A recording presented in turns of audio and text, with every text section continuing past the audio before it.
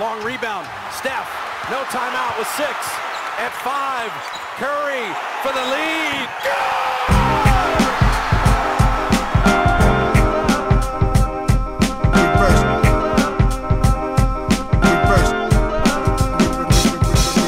The game's a game. Always. Salut à toutes et à tous. Comme d'habitude, le lundi, on se retrouve pour un podcast long format. Exceptionnellement, je ne suis rejoint que par Shai de l'équipe du CQFR de BS que vous retrouvez tous les matins, mais on est ravis d'avoir pour la deuxième fois cette saison Fred Yang avec nous, Frédéric Yang, que vous connaissez forcément, que ça soit via sa chaîne Better Athlete sur YouTube ou ses réseaux sociaux ou ses multiples projets, parce qu'à chaque fois, je ne sais jamais par où prendre, tellement depuis qu'on se connaît, je sais que Fred est partout. En tout cas, on est ravis de t'avoir avec nous. Fred, comment ça va de ton côté ? Ça va très très bien. Et comment ça va de votre côté ? Écoute, nous, ça va très bien. Qu'est-ce que tu as dire on reçoit Fred un lendemain de victoire d'Orlando contre Phoenix avec verrou défensif dans le dernier quart-temps. C'est que de bonnes ondes et de bonne humeur, évidemment. Ah oui, bah là j'ai le smile, hein, ça se voit. Hein. C'est clair, normal, je comprends, d'autant que ça allait pas très bien ces dernières semaines du côté d'Orlando. Je vais pas vous titiller plus que ça. Non, là où c'est top aussi, c'est que finalement, c'est un sujet que Fred, que tu nous as suggéré, qui est tombé parfaitement dans le timing. On s'est dit, c'est cool et on savait que tu serais l'homme idéal pour en discuter. Est-ce que tu veux présenter le sujet dont on va parler aujourd'hui ? Le sujet concerne tout simplement le fait de limoger son entraîneur en cours de saison. C'est quelque chose qui arrive souvent en fait en Europe. On le voit, on l'a vu en France, hein, notamment à Lasvel, à Gravelines Dunkerque aussi, on a vu ça. Et en NBA, il y a eu des rumeurs au bout d'une vingtaine de matchs sur Darvin Ham, et on sait que Adrian Griffin était sur la sellette depuis un moment. C'est tombé la semaine dernière, donc je me suis dit c'est le sujet parfait. Surtout que derrière, Washington, ça a bougé aussi, donc il y a pas mal de choses à dire en fait sur ce sujet. Est-ce que c'est finalement une si bonne idée de virer entre guillemets son entraîneur en cours de saison ? On va le voir ensemble. Ouais, c'est vrai, d'autant qu'en NBA, on sait très bien que c'est souvent quand même le premier fusible à sauter quand il y a une situation qui fonctionne pas, du moins quand c'est dans le cadre d'une équipe qui est censée performer avec des stars ou des joueurs établis. On sait que c'est souvent le coach qui est le premier à sauter si ça marche pas. On pourra revenir effectivement, tu parlais c'est vrai que ce soit en championnat de France, en Europe ou encore plus en universitaire, c'est un peu différent dans le sens où souvent les entraîneurs ont quand même encore un peu vraiment la main mise sur les équipes. La première chose que j'ai envie de te demander, Fred, est-ce que tu as été surpris, quelle était ta réaction plutôt à l'annonce du limogeage d'Adrian Griffin, qui était deuxième quand même de la conférence Est au moment où il était viré ? Ça m'a pas tant surpris que ça. Ce qui peut surprendre, c'est par rapport au bilan qui est quand même bon. Hein, le bilan comptable est bon de la part de Milwaukee, deuxième.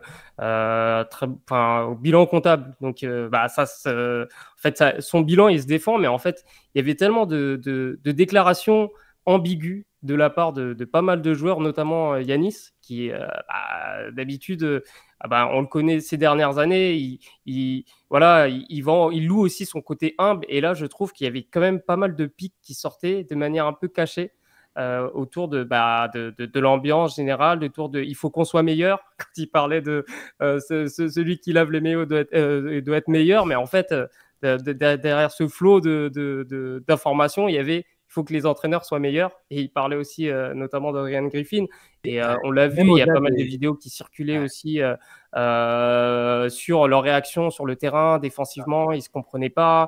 Brook Lopez qui s'en prenait directement au banc. On voyait qu'il y avait un truc qui n'allait pas chez les Bucks. Donc ça ne m'a pas tant surpris que ça.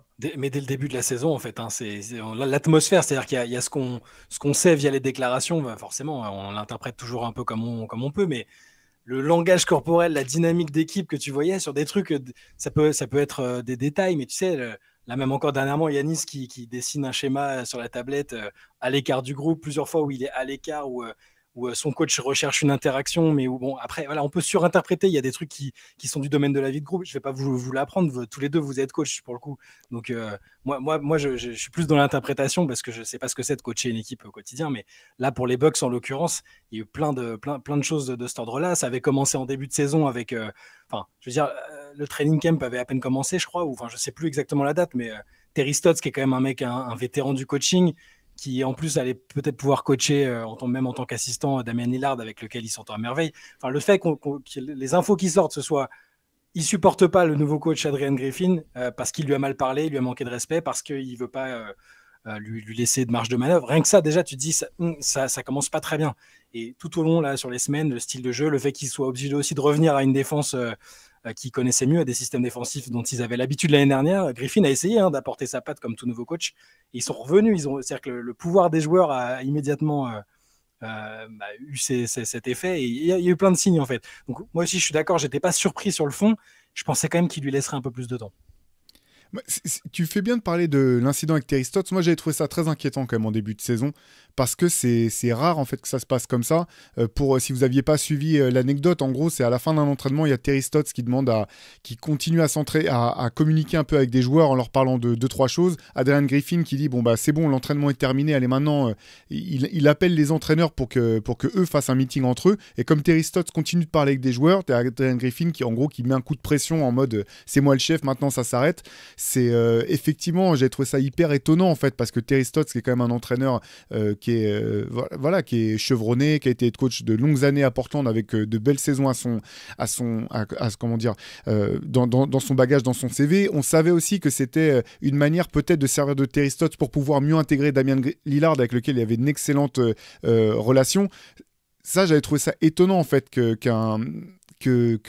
Adrian Griffin ait besoin de faire preuve d'autorité comme ça. Et dans la foulée, donc Terry Stotts avait tout simplement présenté sa démission et était parti. J'avais trouvé ça assez inquiétant en fait en termes de management.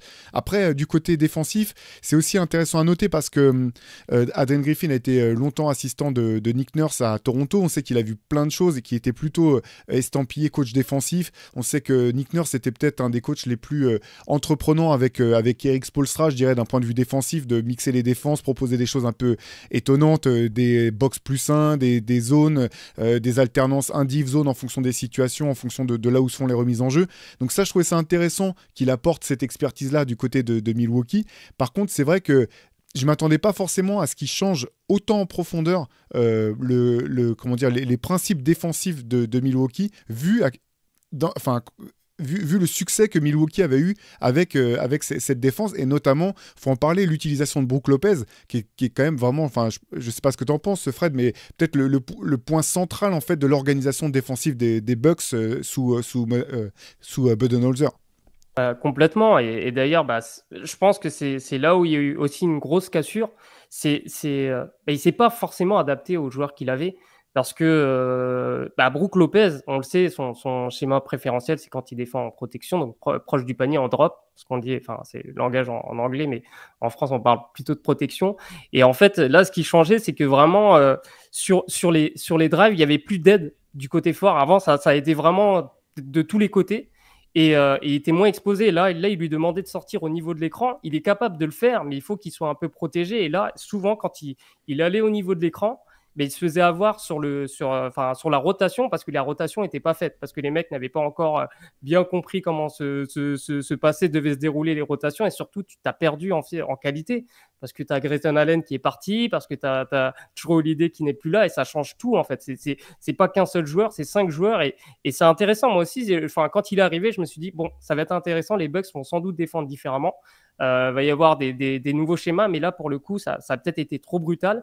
Et quand tu passes de top 10 défense de la ligue dans le dernier tiers, c'est pour les joueurs, je pense qu'il n'y a rien de pire en fait. Surtout quand c'est une équipe qui a déjà gagné. En fait, c'est ça le truc aussi à se remémorer, c'est que c'est une équipe qui a gagné, qui a eu du succès.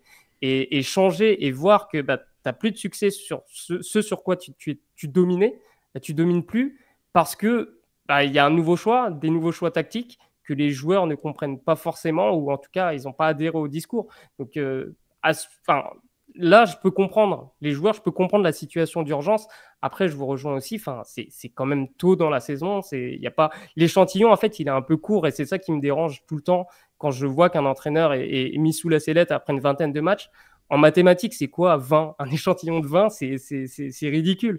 Donc, c'est ça qui me perturbe toujours, en fait. Mais ce qui est fou, en fait, de se dire... Si on considère que Giannis a bien donné son aval pour que donc ce soit Adrian Griffin, d'accord ? J'imagine qu'il y a eu des entretiens sur la façon dont il voulait jouer, que ce soit en attaque, en défense, sur tout un tas de sujets. Il a visiblement validé, même au détriment de Nick Nurse, de ce qui se disait. Et ça n'a pas été démenti par l'intéressé. Donc ça veut dire qu'il a découvert les changements qu'il voulait faire sur le tas, ou alors il avait sous-estimé l'impact que ça aurait. C'est ça que j'ai du mal à comprendre.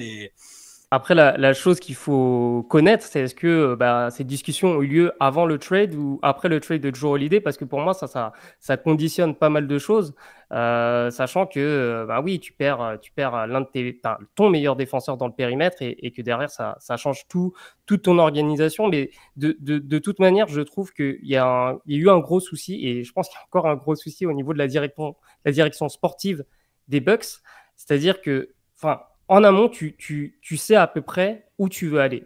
Là, j'ai l'impression ils ont pris Griffin, ils ont eu leur raison de prendre Griffin, mais le fait que ça parte très rapidement en vrille, tu dis qu'il y a un problème. Tu vois, ça a peut-être fait... Ça a été fait à la va-vite. À mon sens, ça a été fait à la va-vite parce que peut-être que c'était inattendu. C'était peut-être pas prévu que Budenholzer parte. Alors peut-être que... on ne sait pas tout finalement. Il a eu des soucis perso, il a perdu son frère en fin de saison, mais on ne sait pas exactement ce qu'il en est. Ouais.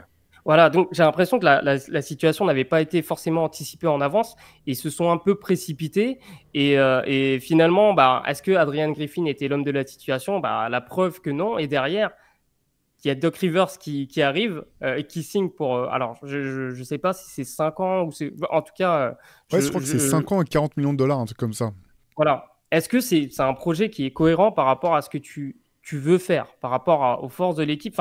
J'ai l'impression qu'il y a un flou total autour de la direction sportive et que là, aujourd'hui, il faut juste sauver les meubles parce que tu as Damian Lillard et Giannis Antetokounmpo ensemble et qu'il faut gagner rapidement. Mais est-ce que Doc Rivers, c'est la solution ? Est-ce qu'il fallait pas me donner justement le temps à Adrian Griffin de construire, sachant que les fenêtres, elles sont courtes, on le sait, elles sont petites pour gagner des titres. Mais là, pour moi, il y a un gros souci et si Doc Rivers, ça a été une décision qui a été prise vraiment à la va-vite, et là, ça va poser des problèmes aussi pour peut-être pour 5, 6, même pour l'après en fait, l'après Giannis, l'après Lillard, parce que là, c'est très court. Donc, il y a toujours je pense que le board est toujours responsable aussi de ce qui se passe. Et quand ça ne fonctionne pas, c'est d'abord la direction sportive qui a pointé du doigt, à mon sens. Je te rejoins parce qu'en fait, finalement, pour moi, en fait, je me disais que la priorité de toutes les priorités pour les Bucks, au-delà bien sûr de pouvoir jouer le titre, c'était de garder Giannis en fait. Et que le coup de pression qu'il avait mis l'été dernier, ça allumait le chrono pour les Bucks. Et en fait, je me suis dit, à partir du moment où tu fais venir Damian Lillard et où Giannis rempile, signe son extension de contrat, finalement, de mon point de vue, je me disais, finalement, bien sûr qu'ils veulent être champions dès cette année, mais finalement, l'essentiel a été fait dans le sens où ils sont assurés qu'Giannis sera encore là, et tant qu'Giannis sera là, ils seront compétitifs. Donc je me disais, de toute façon, cette année, ils ont quand même dû beaucoup se déplumer. Tu as parlé de Jrue Holiday, tu as parlé de Grayson Allen, il y a aussi Javon Carter, dont j'ai parlé plein de fois, qui est un excellent défenseur. Ils ont perdu vraiment 3 de leurs meilleurs défenseurs sur les postes extérieurs. Tu t'es déplumé, tu n'es pas sûr de pouvoir te renforcer suffisamment à la trade deadline. Donc moi, je me suis dit, de toute façon, au pire, là, il faut qu'ils soient compétitifs. Et l'an prochain, là, tu joues le titre vraiment. Je dis pas qu'ils n'allaient pas essayer de le jouer cette année, mais pour moi, c'était plus l'année prochaine. Et c'est pour ça que j'ai été extrêmement étonné finalement que Adrian Griffin se fasse renvoyer si tôt, parce que finalement, je vois pas tant que ça. D'une part, je vois pas tant que ça l'urgence, même si je la comprends. Damien Lillard, il est dans son prime, mais il se rapproche forcément du moment où ça va commencer à baisser. Et l'autre truc, en fait, qui m'étonne beaucoup, et puis après... on pourra peut-être bifurquer sur d'autres exemples de renvoi de coach, c'est que un petit peu comme à Philadelphie au moment où Doc Rivers arrive, pour moi en fait il y a un problème peut-être de direction, mais vraiment purement sportif terrain en fait, où tu as des joueurs, tu as une équation, et de mon point de vue il te faut un entraîneur capable de résoudre l'équation, mais d'un point de vue tactique plus qu'autre chose.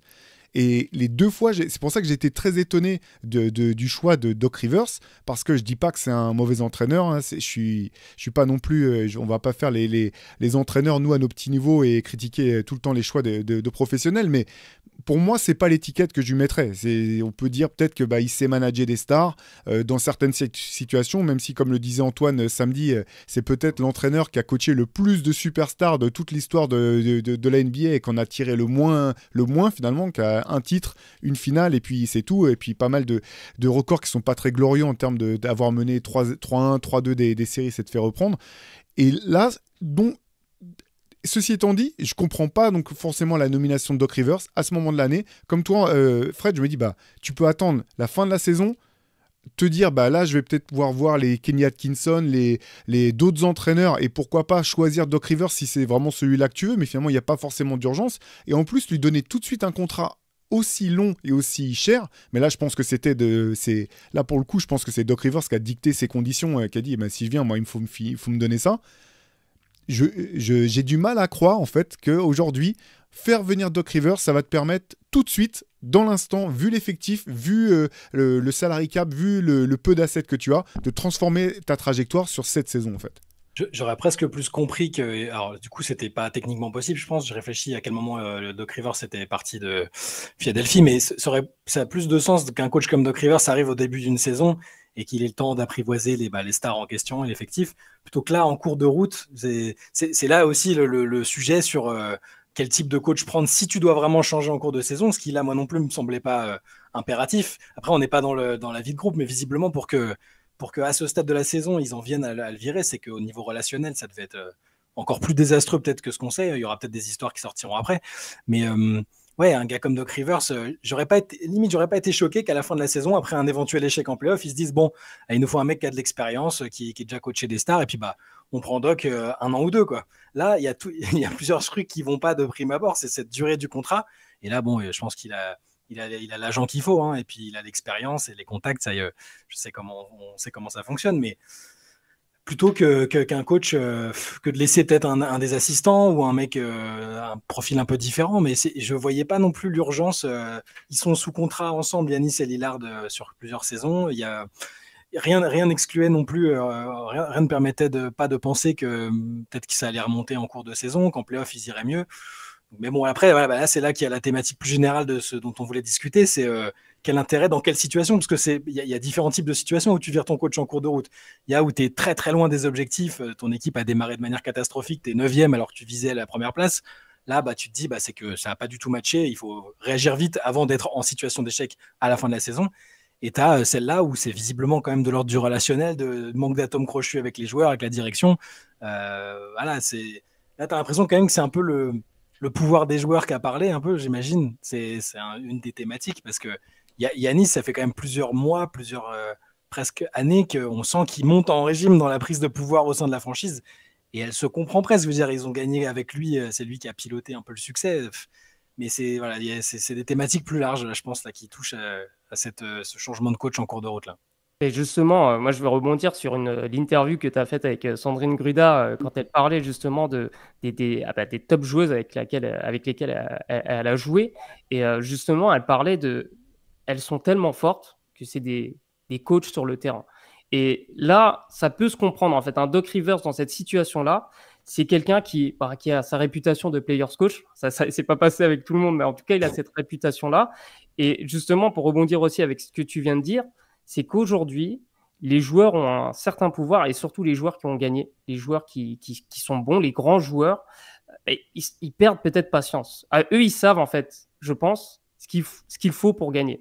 Et je pense que Giannis, là, il est monté au créneau parce qu'il sentait que ça allait pas du tout le faire avec Adrian Griffin, et il fallait agir. Et avoir quelqu'un comme Doc Rivers qui... Alors là, je te rejoins Théo, c'est que tactiquement, il y a quand même des gros problèmes. Ça peut marcher quand... C'est juste la personnalité, mais tactiquement, l'équipe est déjà bien en place. Là, dans ces cas-là, ça peut marcher. On pense à Stan Van Gundy, donc 2005, qui est limogé en cours de saison, et Pat Riley qui prend le relais, qui était président et qui prend le relais. C'est que Pat Riley, c'est un super entraîneur, ça a fonctionné. Il y a eu David Blatt aussi, mais avec Cleveland, c'était aussi en place en 2016. Sentait que le relationnel entre David Blatt et LeBron, c'était compliqué. Et là, ça me fait penser un peu la même chose, en fait. Ouais, parce que je t'interromps juste une seconde sur ces deux exemples. Effectivement, pour Stan Van Gundy, donc ils avaient fait Game 7 des finales de conférence Est l'année d'avant, avec beaucoup de blessures du côté de lui, donc ils n'étaient pas passés loin d'aller en finale NBA. Et dans le cas de David Blatt, ils avaient été jusqu'en finale NBA, carrément. Donc dans ces deux cas où vraiment ça avait fonctionné d'un point de vue technico-tactique sur le terrain. Ils étaient premiers avec la conférence Est, si je ne dis pas de bêtises. Exactement. Et du coup, ça me fait vraiment penser un peu à ces choses-là, le star power, parce que ces joueurs-là, ils ont une telle importance aujourd'hui, et ils font aussi partie du problème. C'est que ces joueurs-là, ils manquent aussi parfois de patience, Et c'est là aussi où la direction sportive, elle est aussi là pour mettre un peu en place les choses et de dire non, à Miami, c'est clair, le boss, c'est Eric Spoelstra. Et les joueurs le savent. Et Eric Spoelstra, il peut se prendre la tête avec Jimmy Butler, il peut regarder dans les yeux, ils peuvent se bagarrer dans les vestiaires. On sait que Spoelstra, il va pas partir parce que c'est bien clair. Là, j'ai l'impression qu'à Milwaukee, justement, ils n'étaient pas en position de force. Justement, il fallait garder Giannis à tout prix. Et là, j'ai l'impression qu'ils vont tout faire pour le satisfaire. Et c'est pas forcément la bonne stratégie. Et c'est pourquoi aussi, nous, on se pose des questions. On se pose des questions sur la cohérence des choix là, qui sont faits. Mais ils ont sans doute plus de billes que nous, parce que nous, on est très loin de ce qui se passe. Mais pour moi, c'est peut-être pas anodin, en fait, qui est Doc Rivers qui débarque, parce que justement, c'est pas le coach qui va forcément prendre la tête à ses superstars. Il va y avoir, Giannis va être mis dans les bonnes conditions. Les joueurs vont être mis, en tout cas dans un premier temps, ils vont être mis dans des bonnes conditions. Après, il faut voir, c'est toujours la même chose, comment ça se passe en play-off, parce que c'est le vrai révélateur. Est-ce que c'est pas le standing parce qu'il y a le standing du coach aussi qui entre en ligne de compte, parce que là, quand c'est pas Riley qui te reprend ton équipe en cours de saison, bon, ça va, les mecs en place, ils savaient à qui ils avaient affaire, il n'y en a aucun qui allait lui rentrer dans la tronche, tu vois. Quand c'est Doc Rivers, c'est évidemment pas le même calibre que Pat Riley, mais c'est quand même un mec qui est respecté et qui a une forme d'autorité quasi naturelle, qui l'a acquise avec le temps. Quand c'est Adrian Griffin, que les mecs connaissaient peut-être juste comme assistant à Toronto, qui n'est pas un grand nom du basket, c'est pas un ancien grand joueur ou quoi, c'est peut-être plus difficile. Et c'est là que le côté standing entre en ligne de compte. Est-ce que les joueurs, ils ont besoin de respecter tu parlais des grands joueurs. Si c'est pas un grand nom du coaching ou un ancien très grand joueur, c'est peut-être plus compliqué. Et je pense que Griffin, il paye à la fois ça et un relationnel où pour revenir très rapidement sur l'incident avec Terry Stotts, je pense qu'on était dans un cas de figure où le mec se sentait quand même menacé. Tu sais, il y a les fameux associate head coach, comme un coup t'as Mike D'Antoni, un coup t'as Jason Kidd qui l'a été aux Lakers. Et au final, ça a marché pour les Lakers parce que c'était l'année où il y avait Vogel, je crois. Oui. Bêtise, et donc Kidd était là, mais tout le monde savait que Kidd il attendait une opportunité au cas où ça fonctionne pas avec Vogel.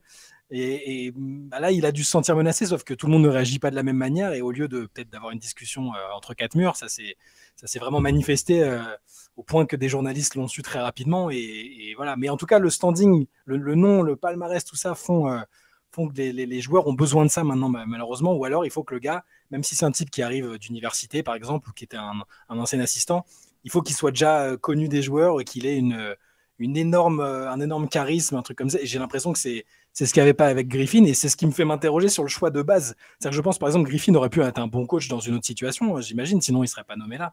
Mais à quel point il y a eu des discussions avant, à quel point Giannis et Griffin ont eu des atomes crochus ou pas tout de suite. Je n'arrive pas à comprendre la jeunesse du choix, en fait. Mais bon, après, c'est trop tard. Mais tu as raison, tout à l'heure tu le soulignais, Fred, là, sur le fait qu'on ne sait pas à quel moment si le trade pour Damian Lillard était déjà dans les tuyaux ou pas, parce que dans le cas de David Blatt, c'est exactement ça. Lui, il venait pour reprendre une équipe de Cleveland en pleine construction, c'était même pas de la reconstruction, c'était de la construction pure et simple, et dans la foulée, il y a LeBron qui décide de venir à Cleveland, et tout change en fait.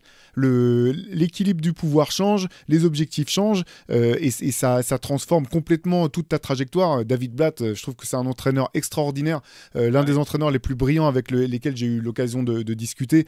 Voilà, c'est un espèce de génie du basket, simplement. Il s'est retrouvé dans une situation qui était intenable, et comme tu le disais, Shai, il se retrouve à se faire virer en étant premier de la conférence Est après avoir fait une finale NBA. Là, ce qui joue en la faveur de Doc Rivers, c'est que comme le coach a été viré, maintenant tu peux pas faire porter le chapeau à l'entraîneur. Il y a une espèce de période durant laquelle les joueurs vont être obligés de façon de faire bonne figure ou trouver le moyen de gagner, parce qu'ils pourront pas à nouveau remettre ça pourra pas être à nouveau sur le coach qu'on va pointer. C'est pas le coach qu'on va pointer du doigt à nouveau en fait. Du moins, Doc, il adore en plus. Exactement. Ce que tu disais, Fred, il les met en bonne position jusqu'au moment où il sort, où il faut sortir à quelqu'un. Et là, tu sais qu'il sait placer les mecs juste devant les roues du bus quand c'est le timing, quoi. Après, le choix de Doc Rivers, c'est aussi peut-être parce qu'il n'y avait pas énormément de noms sur la shortlist. Et là encore, on est dans la précipitation, parce que pour moi, une direction sportive, tu es obligé d'anticiper plein de choses. Si ça marche pas, qu'est-ce qu'on fait? Je pense que Terry Stotts, pour le coup, c'était la bonne roue de secours. Et oui. Et finalement, je partage complètement ton avis, Shai. Je pense qu'il s'est senti menacé. Et tu vois, quand tu fais preuve d'excès d'autorité comme ça prouve quelque part une certaine faiblesse aussi. Et je pense que très rapidement, il faut se mettre aussi à sa place. Il y a énormément de pression. Il récupère Damian Lillard. Si c'était pas prévu, là, t'as pas trop le choix en fait. Tu dois gagner, tu dois être en tout cas tout en haut. Et là, en fait, vraiment, ce qui n'est pas passé, c'est, je pense que voilà, ses choix défensifs, le fait qu'il ait voulu mettre sa patte tout de suite, c'est hyper intéressant. Mais pour le coup, c'était peut-être pas forcément la bonne chose à faire et pas aussi brutalement en fait. Parce que là, dès le début de saison, on a vu que défensivement, l'équipe a complètement chuté d'un point de vue défensif. Après, ça s'explique autrement que par ses choix tactiques. C'est parce qu'il y a aussi, les joueurs sont nouveaux autour du duo Lopez et Antetokounmpo. Mais c'est peut-être avec un entraîneur avec plus d'expérience, plus de bagages, cette erreur-là n'aurait sans doute pas été faite. Et c'est peut-être aussi là où il paye, il paye ses pots cassés là. Mais c'est vrai que c'est super dur parce que quand on sait à quel point c'est dur d'avoir une opportunité d'être head coach dans cette ligue et qu'en plus, tu as des résultats, tu es deuxième de la conférence Est, je veux dire, c'est pas comme si ils étaient ils étaient 10e tout juste qualifiés pour le play-in, quoi. Et ce qui est injuste, c'est un peu comme quand tu as été drafté dans les 3 premiers à la draft, tu vas avoir une chance, ça marche pas, tu vas avoir une deuxième chance, ça marche pas, tu vas peut-être avoir une troisième chance. Si tu as été drafté 19e, ça marche pas dès la première fois, ça se trouve, tu n'as plus jamais ta chance, quoi. Il y a dans le cas d'Adrian Griffin, ce qui est triste et ce qui est dur, c'est que tu sais pas s'il aura une nouvelle chance de briguer un poste comme ça, ou du moins... il sera assistant à Philadelphie, vous inquiétez pas pour lui, Nick Nurse va le récupérer. Ouais. Mais voilà, c'était peut-être l'opportunité d'une vie et tu dis, tout s'est joué en 3 mois, on était deuxième de la conférence Est et ça n'a pas suffi. Et derrière, peut-être que jamais tu as à nouveau une chance de pouvoir jouer ce rôle-là, quoi. Il y a une question de mental aussi, parce qu'on parlait de Spoelstra tout à l'heure. Il a quand même été chahuté, Spoelstra, quand il était là et qu'il s'est mangé le Big Three qui est arrivé. On sait qu'avec LeBron, ça s'est pas très bien passé au début, que LeBron a moitié demandé à Pat Riley de changer de coach et peut-être de ramener un mec avec plus de CV et pas l'ancien assistant vidéo de la franchise. Et au final, c'est là que la direction sportive dont tu parlais, Fred, il y avait une vision quand même. Riley savait que Spoelstra, c'était son gars, que c'était un prodige. Il le savait et il l'a imposé. Malgré la pression d'un mec comme LeBron, les autres, je sais pas, on sait que c'était LeBron qui avait un peu du mal avec. Et au final, il a acquis cette... j'imagine que ça a quand même été dur. Il n'a pas dû passer des très bons moments au début. On se souvient que la première saison de la formation du Big Three, c'était très compliqué. Et il a tenu contre vents et marées. Et on voit que c'est devenu un coach. C'est devenu déjà un des meilleurs coachs de tous les temps. Quand il y aura un top 75 des coachs, on sait qu'il sera dedans, autant par le palmarès que par... la longévité, parce que là, je regardais tout à l'heure, il reste que Pop et Spoelstra qui sont sous contrat depuis 2010. Et il y a Spoelstra dedans, on a l'impression qu'il est toujours jeune, mais ça fait quand même pas mal de temps qu'il est là. Et donc lui, voilà, il y a ce mental. Adrian Griffin, il y a aussi cette situation à gérer mentalement, psychologiquement, qui sont aussi d'autres atouts que la maîtrise tactique et tout. Je veux dire, c'est évident qu'Adrian Griffin, il a des qualités de coaching, sinon il n'aurait pas été coach dans un roster, dans une franchise où il a été champion, tout ça. Et Milwaukee lui aurait jamais donné le poste non plus, mais il y a d'autres aspects, du coup, j'imagine qu'on maîtrise moins la psychologie, la diplomatie, là, il en a clairement manqué en tout début de saison. Et c'est là que Spoelstra a eu ces qualités-là au bon moment, je pense. Mais c'est vrai que c'est ce que disait Fred, et puis je vais te repasser la parole, Fred, c'est que le moment où LeBron est monté dans le bureau de Pat Riley, il est redescendu avec... il avait pas la tête du coach dans la poche. Et c'est aussi, on en a déjà parlé une fois ou deux en passant comme ça, je pense que c'est aussi une des raisons pour lesquelles Miami a du mal à recruter des superstars quand elles sont agents libres, parce que tu sais que si tu vas là-bas, tu vas être confronté à tes responsabilités, tu pourras pas faire sauter le coach si tu as envie, c'est pas toi qui vas choisir, tu vas pas jouer le rôle d'assistant GM et décider qui vient, et c'est pour ça que quand tous les mecs disent ouais, moi tout ce qui m'intéresse c'est de gagner, et en fait il y a 2 franchises dans lesquelles ils vont jamais, c'est San Antonio et le Heat, et tu dis mais si tu veux vraiment gagner, pourquoi tu vas pas dans ces 2 franchises qui année après année, quels que soient les rosters, sont compétitives. Et je pense que voilà, c'est ce que tu disais, Fred, et je vais te redonner la parole, c'est des clubs dans lesquels il y a une direction sportive et ton rôle c'est de jouer ton rôle de joueur au maximum de tes capacités, et c'est tout, et on va pas te demander d'en faire plus, et surtout même ne cherche pas à en faire plus. Ouais, mais moi je te rejoins complètement, et c'est là aussi le problème. C'est quand même une ligue où c'est les joueurs qui font clairement vivre la ligue. Ils ont, enfin, Aujourd'hui, c'est incontestable. On est tous d'accord pour dire que, bah oui, ils méritent autant d'argent parce que c'est eux qui font le spectacle, c'est eux qui font la ligue. Mais c'est là aussi où le joueur doit être mis en face de son rôle. Son rôle, c'est pas un rôle de directeur sportif. Et ça arrive dans tous les sports. Ça arrive dans tous les sports. Quand tu es un top joueur, quand au niveau même technique, tactique, t'es limite au niveau de tes entraîneurs. C'est vrai que c'est difficile pour un joueur de se dire, OK, de ce statut, de se dire, OK, je vais me la fermer et je vais jouer. Je vais respecter. Mais en fait, ça change tout parce que bah, là, vous le savez très bien, j'ai bossé là sur les Spurs de San Antonio, sur l'équipe de 2013-2014. Et finalement, bah, Popovich, il a su mettre des gars comme Duncan, des gars comme Ginobili, comme Parker dans cette notion de travail, dans cette notion d'humilité. Et c'était lui le boss. C'était lui le boss. Je pense que Parker, il aurait pu il aurait pu demander plus de billes en fait, plus tôt en fait dans sa carrière, parce que clairement il avait les atouts pour driver cette équipe. Il a eu vraiment les rênes de cette équipe à partir des années 2011-2012. Mais si jamais Parker avait revendiqué des choses plus tôt, peut-être que San Antonio, ce serait pas San Antonio.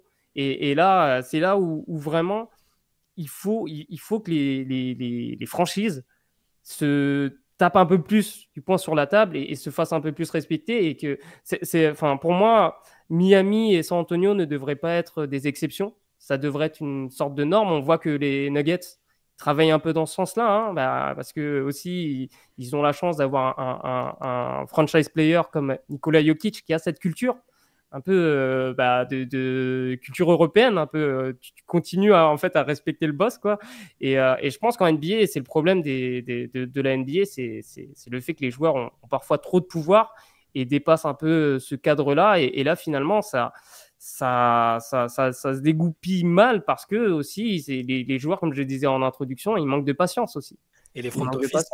Et du coup, les front office aussi sont sur des positions un peu bancales parce que c'est-à-dire que si tu veux taper du poing sur la table, tu dis aujourd'hui on essaie d'instaurer une culture à la façon Miami, de San Antonio, mais maintenant les mecs ils demandent leur trade 3 ans avant la fin des contrats, et c'est devenu la culture en NBA parce que les joueurs ont pris le pouvoir, que ce soit bien ou pas d'ailleurs. Moi aussi c'était sympa, je préférais l'époque où il y avait un franchise player bien établi où les mecs ils demandaient vraiment leur trade que si c'était vraiment chaud ou à 35 ans parce qu'ils n'avaient pas encore de bague.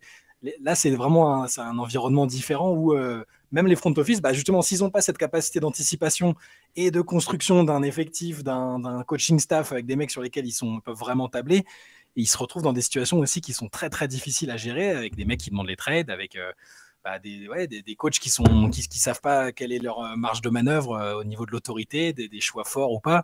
C'est très compliqué. C'est comme dirait l'autre, le basket il a changé.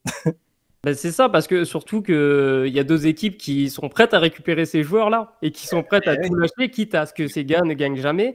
Mais en tout cas, tu les récupères, c'est bon pour le business. Et en fait, il y a tellement un écosystème qui est énorme en NBA que forcément, ce que je vous dis là, ça peut pas être la norme parce qu'il y a trop d'enjeux en fait. Il y a trop d'enjeux, il faut gagner vite. Et en fait, c'est ça aussi le problème.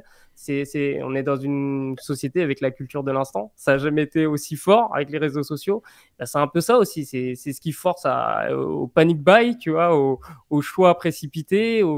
Et je trouve ça dommage qu'une équipe justement qui est censée être forte tombe dans ce panneau-là. Enfin, moi, c'est ma vision des choses et souvent, les équipes qui font ça, c'est pas des équipes qui sont stables en fait. Ouais. C'est des projets bancals comme on le disait. Hein. Dans le cas de Mike Malone, j'avais entendu une interview vraiment intéressante après le titre où il expliquait comment l'une des années précédentes, il avait cru qu'il allait se faire virer parce qu'en fait, Denver avait perdu le dernier match de la saison régulière qui les aurait qualifiés pour les playoffs. En fait, s'il gagnait ce match-là, il faisait les playoffs et il s'est dit ça se trouve, je vais sauter. Et en fait, il racontait son entretien avec le staff. Je sais plus si c'était avec le propriétaire ou avec le GM, mais qui lui a dit non.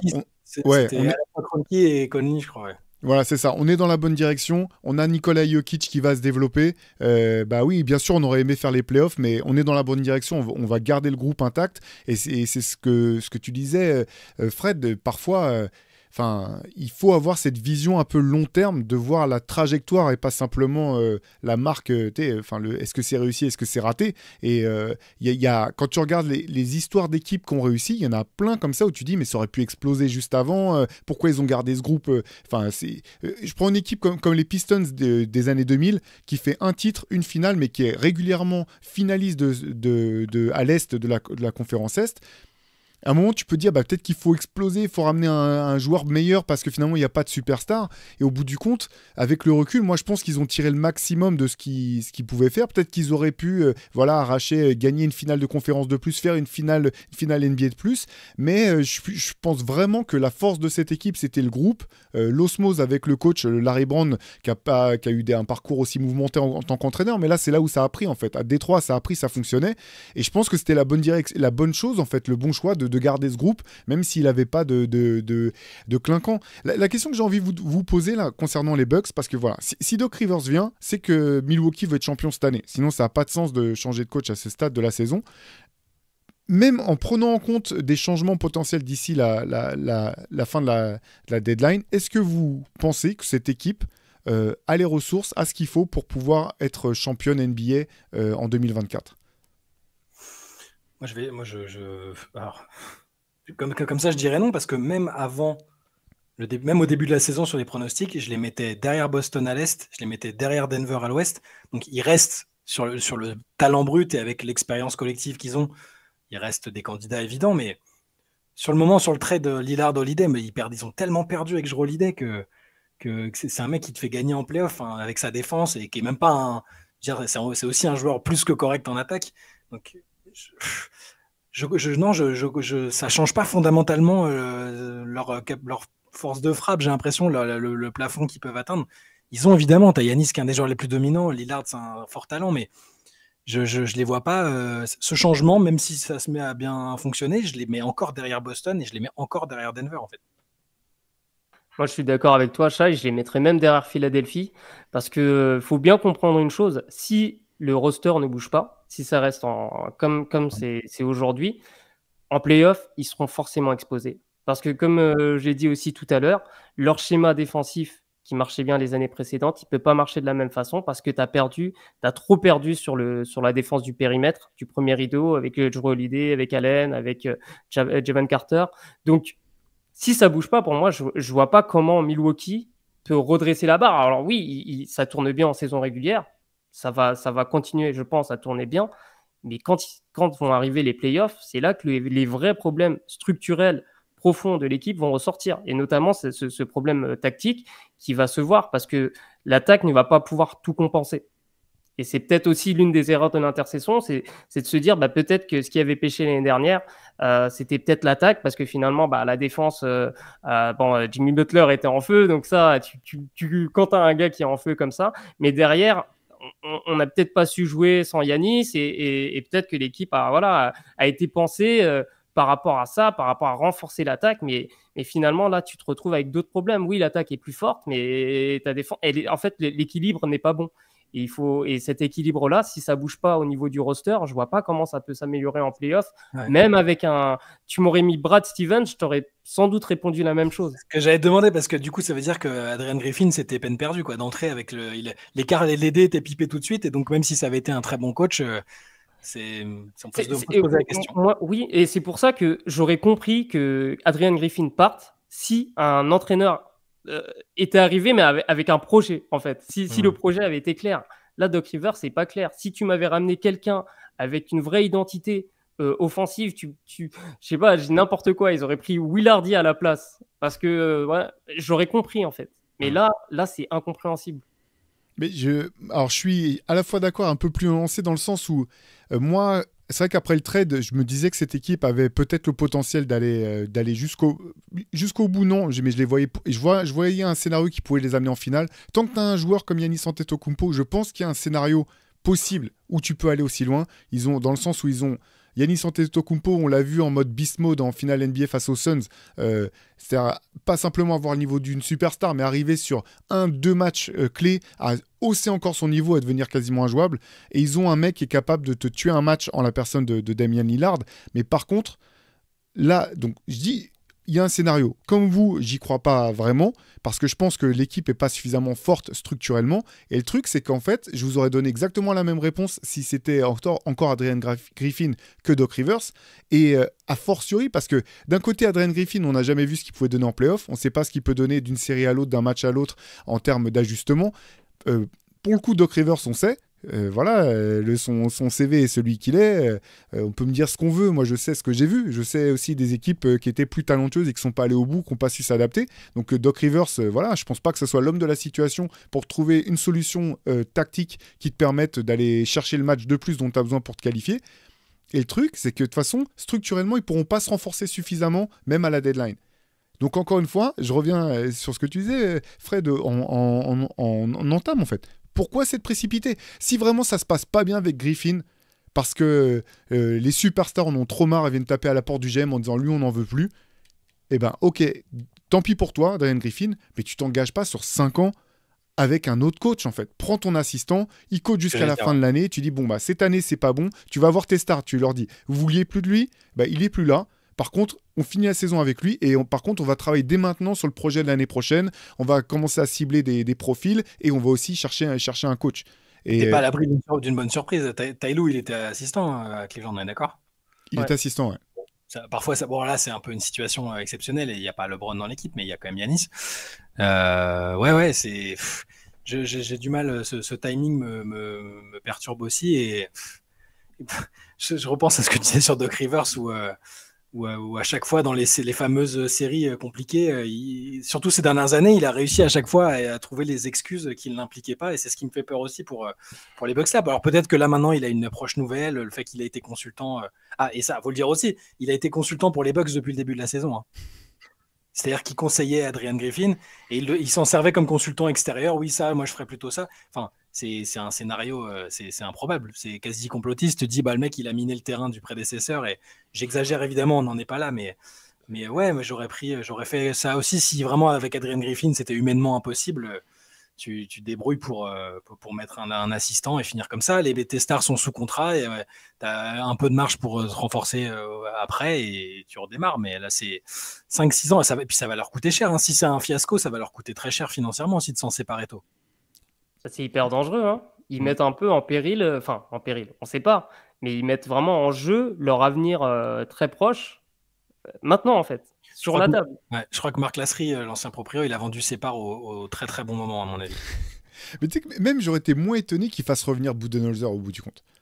Tu vois que. Ouais, c'est que ça doit être, il doit avoir besoin d'un break, je pense, parce que s'il a arrêté alors que c'était un accident sportif, c'est que les raisons personnelles, au-delà, peut-être le décès de son frère, tout ça, c'est ce qui avait été donné comme explication. Ça, il devait avoir besoin de couper. Donc, Mais après, je pense aussi qu'il y avait ses limitations. Hein. Budenholzer, quand même, il y avait un problème offensif. Cette équipe des Bucks, on en revient à ce qu'on disait tout à l'heure, en fait. Giannis, c'est un joueur tellement particulier que c'est pas simple, en fait, d'en tirer le maximum en attaque. C'est pas facile. De la même manière que moi, je continue de penser qu'avec Ben Simmons aux Sixers, Ben Simmons et Joel Embiid, pour moi, il y avait trop de talent pour que tu puisses pas finir par trouver une solution si tu as un coach créatif. Moi, je leur dis, hein, si Nick Nurse était arrivé aux Sixers quand ils avaient encore cette équipe-là, je pense que c'est une équipe qui aurait trouvé comment fonctionner.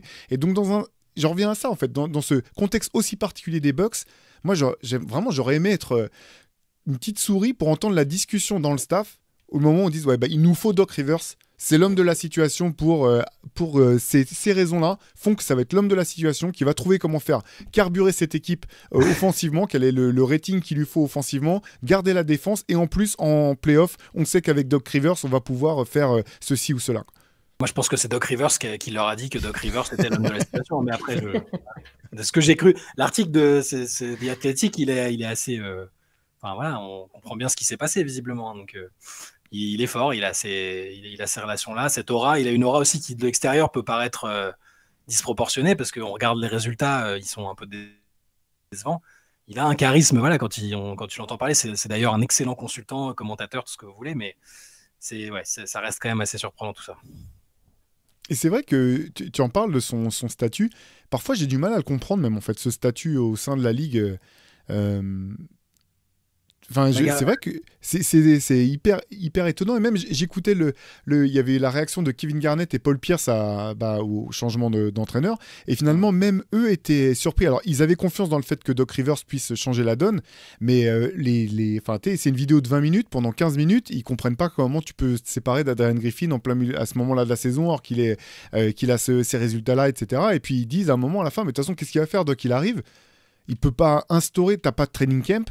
T'as pas le temps en fait, t'as des matchs tous les 2 jours, tous les 3 jours, tu vas pouvoir changer des choses à la marge, tu vas pouvoir essayer de changer un petit peu l'état d'esprit, mais tu peux pas tout changer non plus et réinstaurer tout un mode de fonctionnement, des nouveaux schémas défensifs, offensifs, tu peux t'adapter un peu, mais tu peux pas tout changer non plus, quoi. C'est ça. C'est pour ça que je pense que le gros problème, c'était relationnel. Là. Si Ouais. c'est sorti maintenant, c'est que les joueurs n'en pouvaient plus. D'ailleurs, on l'a vu le lendemain, dès le premier match. C'est... J'avais noté ça, mais Antoine m'a dit que c'était qu'il faisait ça à chaque fois depuis le début de la saison, que c'est le rituel, mais Ouais, il n'avait pas l'air bouleversé, quoi. Mais il l'avait dit aussi, c'est que tu le montres pas. Et là, le fait que même le community manager des Bucks montre ça, et quand même, pour moi, il n'y a pas de mystère. En fait. Ça faisait des ordres. Dans le tweet, je ne sais plus qui a retweeté le tweet des Bucks en mettant they hated that man. Il ne pouvait pas le blairer, quoi. Pour qu'après. Et à quel point. Ce qui est fou encore, pour revenir une dernière fois peut-être dessus sur ce cas spécifique, mais qu'au bout de. Je sais pas, ces tentatives, c'est pas les paris qu'il a tenté de prendre en défense. C'est quoi? Au bout de 10 matchs, ils ont renversé le. Ils lui ont demandé une dizaine de matchs. Ouais, une dizaine de matchs. Ouais. Ça paraît fou sur 80 matchs, sur une équipe qui a déjà gagné et dont tu sais qu'elle peut aller loin, ne serait-ce qu'à l'expérience et au talent. Ne pas laisser le temps de travailler ça, c'est fou. Et je dis ça même de la part des joueurs, en fait. Hein, juste qu'il n'y en ait pas un qui se dise que Giannis ne dise pas, bon, allez, il y a besoin de... Mais tout de suite, il a été assez hermétique au truc, j'ai l'impression, rapidement quand même. Après, c'est pas pour faire, moi je coach dans mon salon, c'est facile à dire, mais c'est vrai que ce qui m'a vraiment étonné, c'est la manière dont ils ont changé de défendre sur les pick and roll, parce que je trouve que Brook Lopez est impressionnant pour sa taille et son volume de vivacité, mais dans un petit périmètre en fait. Quand il est en couverture, c'est impressionnant, je trouve, de voir à quel point il peut couvrir de l'espace, se servir de son envergure. Il est toujours, pendant les pick and roll, il est hyper bas sur ses appuis de manière à pouvoir jaillir. Mais je vois pas comment, sur un match de 48 minutes, il peut sortir perpétuellement, sortir haut sur les pick and roll et reprendre ensuite les intervalles comme peut le faire par exemple Rudy en fait, ou Victor ou Chet Holmgren. Je sais pas ce que t'en penses, Fred, mais c'est vraiment ça qui m'avait surpris dans la manière dont il lui demandait de défendre et dans le nouveau schéma défensif de Griffin. Je voyais pas vraiment comment Brook Lopez, avec son physique, allait pouvoir tenir le rythme ou comment ça allait pouvoir fonctionner, quoi. Ouais, moi je partage aussi ton avis. Je pense que c'est une des erreurs de Griffin, peut-être qu'il voulait vraiment marquer sa différence. Tu vois, tout de suite, quitte à ce que ça marche moins bien au départ. Mais là, pour le coup, c'est vrai que tu peux te poser la question du sens, en fait, de faire défendre Brook Lopez comme ça. Après, ce qui est intéressant, c'est qu'Yanis, lui, est capable de plus défendre comme ça. Ouais. Et pour moi, dans l'idée, on va parfois laisser Brook Lopez sur le banc et Giannis va être poste 5 et va défendre comme ça. Là, j'aurais compris. Et pour moi, je pensais vraiment que ça allait se passer comme ça. Mais effectivement, il a tenté des schémas et ça n'a pas fonctionné. Après, peut-être aussi qu'il voulait juste voir comment ça se passe parce que finalement, on peut tous avoir une idée. Le concret, c'est ce qui nous donne vraiment la tendance. Et en fait, ce qui a aussi... Ça aurait pu marcher si derrière, tu avais l'effectif pour... changer pour que les rotations elles se fassent, pour que tu sois protégé, sauf que c'est vraiment 5 joueurs là pour le coup. Et oui, et là pour moi c'est une très grande erreur qu'il a fait et assez tôt dans la saison, et peut-être que 10 matchs justement c'était trop. Et il aurait peut-être dû essayer de manière sporadique sur peut-être quelques séquences, quelques cartons, et là ça, en fait c'était trop criant en fait. Quand tu passes de top 10 défense au dernier tiers, c'est quand même alarmant. Et c'est ça aussi. Et je pense aussi à quel point, je me pose la question de à quel point cette décision n'a pas été prise aussi pour calmer certains fans qui commençaient à se poser des questions, et tous ces bruits, l'aura médiatique autour de cette équipe, est-ce que ça va aller au bout? Peut-être que ils ont coupé l'herbe tu vois, tout de suite avec Adrian Griffin pour se donner un peu de sérénité. Parce que là, si ça marche, finalement, on va laisser un peu tranquille cette équipe. Et derrière, ça va peut-être repartir si ça se passe mal en play-off. Mais peut-être que ce groupe-là, cette équipe-là, avait besoin de sérénité là, à ce moment-là de la saison. C'est peut-être ce qui explique ce choix.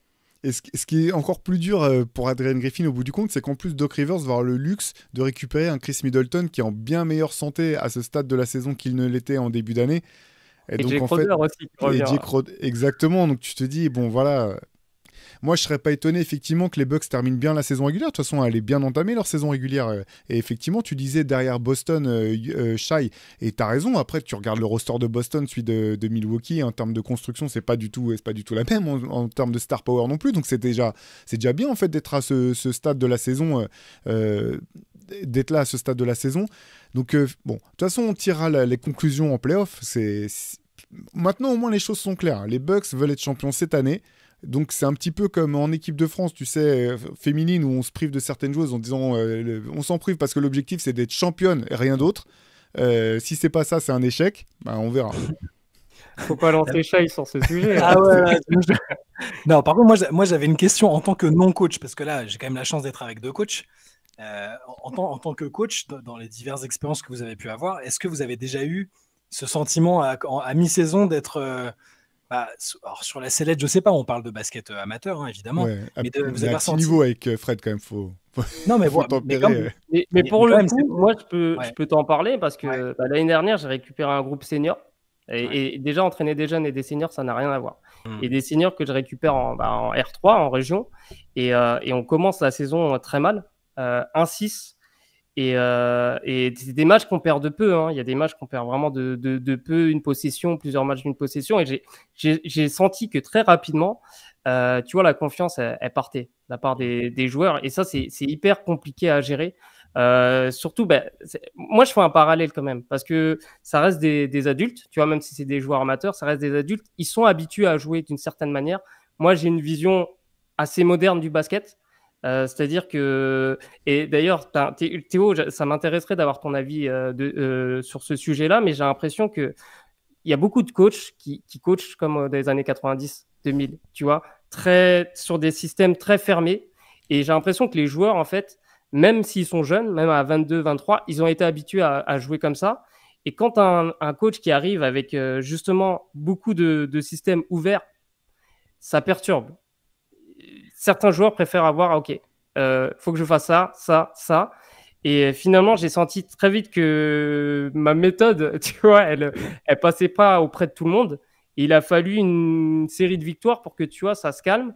Mais au final, je sais que j'ai perdu mon groupe à un moment donné parce que ça gagnait pas, et parce que ce que je proposais, c'était trop différent en fait de ce qu'ils avaient peut-être connu par le passé, et pas assez de système fermé, je me suis peut-être pas assez adapté à ce public-là, tu vois, à ces joueurs, parce que j'avais quand même des joueurs qui avaient des dizaines d'années de basket derrière eux.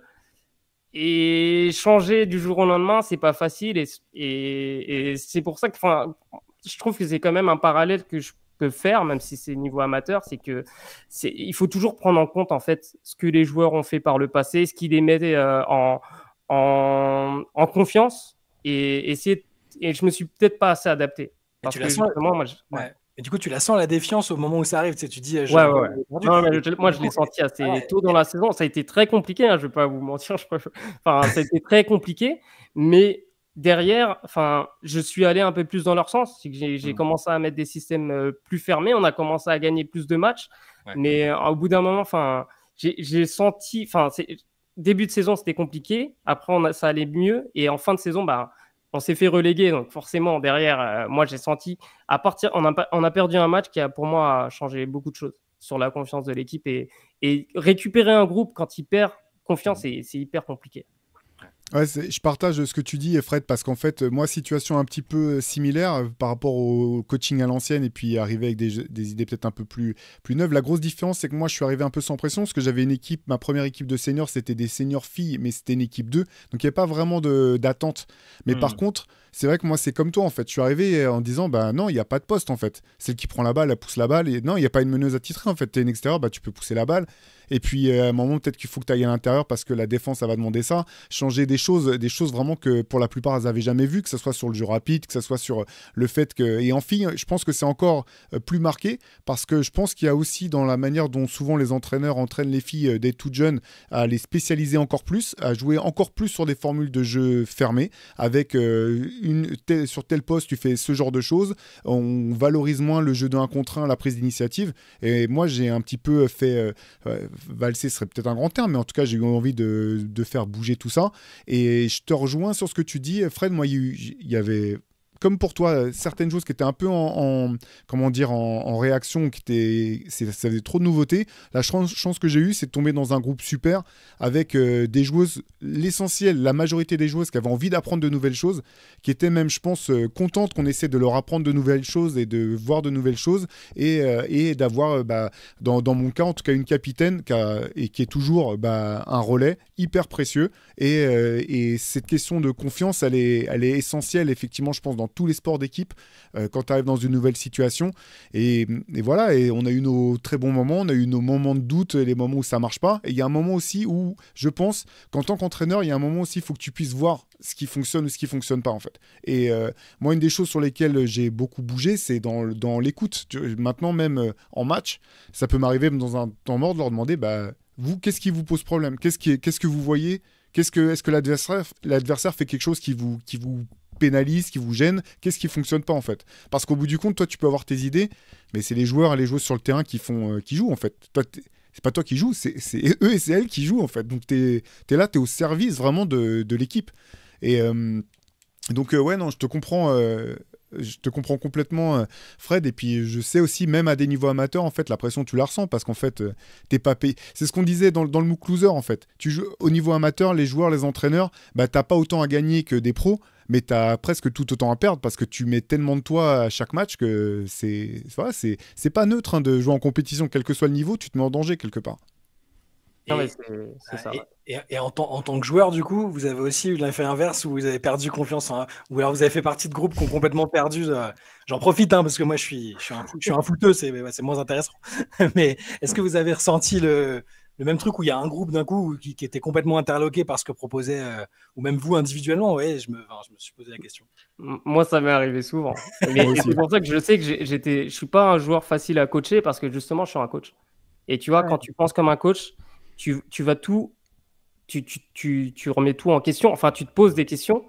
Et des fois, tu as une vision qui est complètement différente de celle du coach. Et moi, quand j'avais des coachs avec une vision vraiment très, très, très à l'ancienne et qui me paraissait vraiment ahurissante, et ça m'est arrivé aussi au foot, j'ai fait du foot, et je me suis déjà pris la tête avec un entraîneur parce qu'il me demandait, ça va peut-être te faire rire, il me demandait d'aller dans la surface de réparation, je jouais ailier, d'aller dans la surface de réparation quand il y avait l'autre ailier qui débordait. Et moi, je lui disais, si je fais ça, je vais avoir le ballon 1 fois sur 10 de la tête, tandis que si j'écarte, moi, mon défenseur, il reste sur moi. Ça fait un gros écart, en fait, entre le deuxième poteau est complètement libre. Et moi, si je reçois la balle, j'arrive lancé. Et en fait, je me suis pris la tête avec cet entraîneur par rapport à ça. J'ai quand même fait ce qu'il m'avait demandé de faire. Mais ensuite, dans les vestiaires, on a discuté, je lui ai expliqué. Et lui, pour le coup, il était complètement fermé. Et ça m'a saoulé, donc du coup, je suis pas allé au match d'après. J'ai un peu zappé le truc, mais je sais que et c'est pour ça que les joueurs sont compliqués aussi. Et il faut les convaincre, même au niveau amateur, il faut les convaincre. Et c'est ce qui est compliqué. Et c'est pour ça que je fais le parallèle aussi avec les joueurs pros. Je pense qu'il y a un peu de ça aussi. Il y a un peu de ça aussi. Quand tu as un Yanis, tu as besoin d'être convaincu. Il faut que le discours, ça te paraisse clair. Mais aussi, le plus important, si ton meilleur joueur, c'est un mec qui écoute, c'est un mec qui est volontaire, c'est un mec qui te fait confiance, tout peut se débloquer. En fait, c'est tellement important. Le relais du coach, il est hyper important. Et si ton meilleur joueur et tes meilleurs joueurs, ils te suivent coûte que coûte, tout le monde suit. Tu peux être tranquille. Tu peux être tranquille. Bah, C'est- Duncan à San Antonio, il acceptait les brimades. Pop, il le ciblait même quand c'était pas de sa faute. Et quand tout le monde voyait que Duncan s'embronchait, il repartait au charbon. Enfin, voilà, ça c'est une technique qui est devenue populaire, quoi. Mais Ouais, mais c'est tellement important.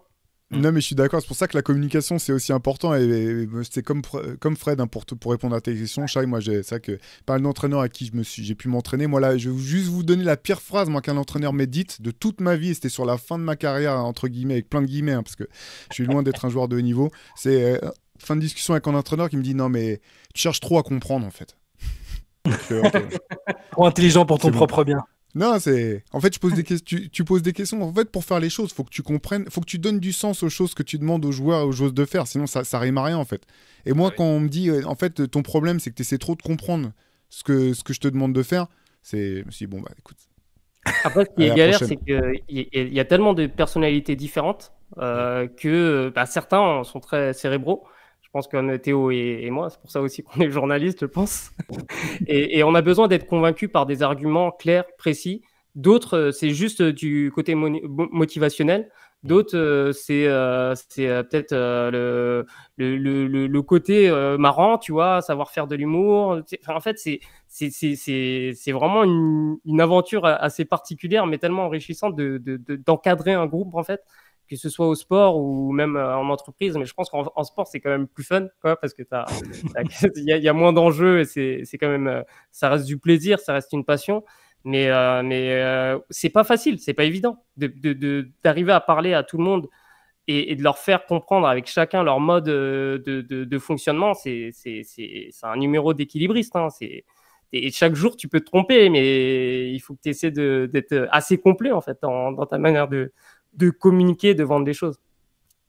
Vous C'est avez clair. jamais été remplacé en cours de saison en tant que coach, rassurez-moi.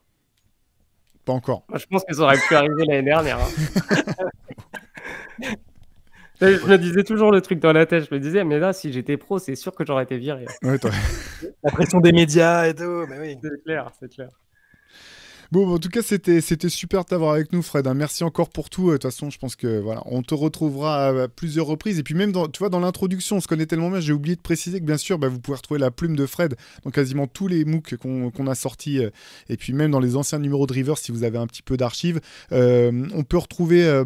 Où est-ce qu'on peut retrouver ceux qui veulent en savoir plus. Fred, tu peux leur dire où est-ce qu'ils peuvent te suivre? Sur ma chaîne YouTube Better Athlete, mais je produis plus. Très, très sincèrement, en ce moment, je me concentre tellement en fait sur cette carrière, même si c'est amateur d'entraîneur, parce que je suis vraiment, j'aime ce jeu. Et même en tant que, je trouve que c'est vachement enrichissant aussi d'entraîner pour comprendre et derrière parler de basket, parce que ça te donne des billes supplémentaires. Et sinon, retrouvez-moi tout simplement sur Reverse Basket Session et notamment sur le prochain MOOC qui sort. Bon, j'ai déjà un peu teasé. Les gens ne savent pas, ils n'auront pas compris. T'inquiète, Ouais, je vais me mais noyer en dans tout le mix. cas, voilà, le prochain MOOC va être vraiment sympa. Donc, je vous invite à l'acheter, à le précommander. Mais Théo vous en parlera dans peu de temps, je pense. Ouais, c'est clair. De toute façon, on n'hésitera pas aussi à repartager les posts de Fred qui suit le Orlando Magic de très très près. Shai, on peut te retrouver dès demain matin. C'est pas de surprise, je te le dis tout de suite. Tu seras dans le CQFR de demain matin. Donc voilà, si vous voulez plus Bon de choix, Shai, coach. Bien joué. Merci, Voilà. coach. T'es titulaire pour demain, Shai, t'inquiète. Super. Je te garde ta place. Et puis, nous, on vous donne rendez-vous sur Basket Session. Vous nous suivez aussi sur les réseaux, etc. N'hésitez pas à commenter, nous donner vos retours, vos idées, nous dire là où vous pensez qu'on s'est trompé. On est toujours ravis de lire tout ça et on vous dit à très vite à tous. Ciao. Ciao. Ciao.